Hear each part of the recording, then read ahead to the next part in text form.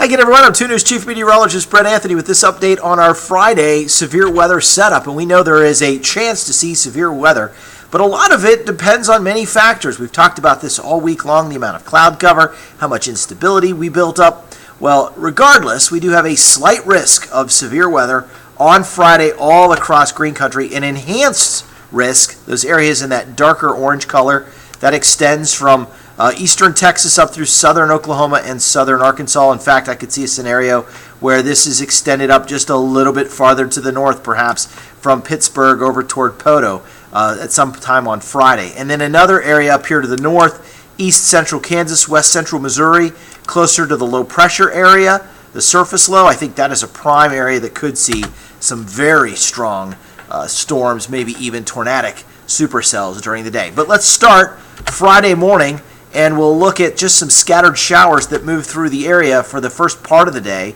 Tulsa sees just a few showers up till about the noon hour. And then notice what happens. We clear off, so temperatures warm up into the 60s, but now we have more cloud cover coming back in. So we'll have to see how this impacts the development of thunderstorms. Typically, when you have a lot of cloud cover like this, it limits instability. And even if you have a cold front moving into that location, sometimes it's really tough to get anything more than, maybe marginally severe thunderstorms going. But look what happens here Friday afternoon, just to the southeast of Tulsa, and that includes Muskogee over toward Tahlequah, down toward Stigler, and back toward Shakota and Eufaula and toward McAllister. And those are some pretty big thunderstorms here.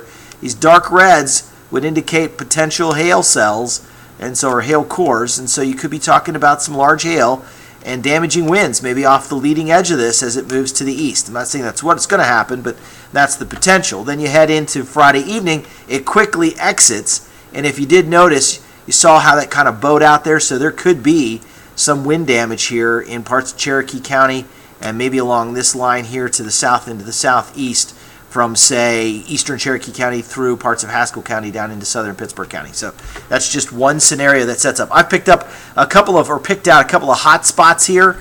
These dark red areas, that's the one area that saw the heavy thunderstorms right down here to the southeast. There's another potential area up here to the north and west of Tulsa. Southern Kansas, for instance, from Wichita up to Kansas City along the Interstate 35 corridor could be another area that sees some very strong thunderstorms. And any of those thunderstorms, main threat's going to be hail, but a wind threat is also there and a medium tornado threat. Any of these thunderstorms could spin up a tornado for sure. Possible rainfall, look at Tulsa. This what tells me Tulsa's not really in the bullseye for this activity tomorrow. Just 0.14 of an inch of rainfall, 0.75 of an inch at McAllister, about a half inch or more at Tahlequah. So sometimes just looking at the amounts of rainfall that you see falling can give you an indication of where most of the thunderstorm activity is going to center itself. And it looks like it's just down to the southeast. But again, we got to watch that. We'll monitor it. And of course, we'll have updates here at KJRH.com.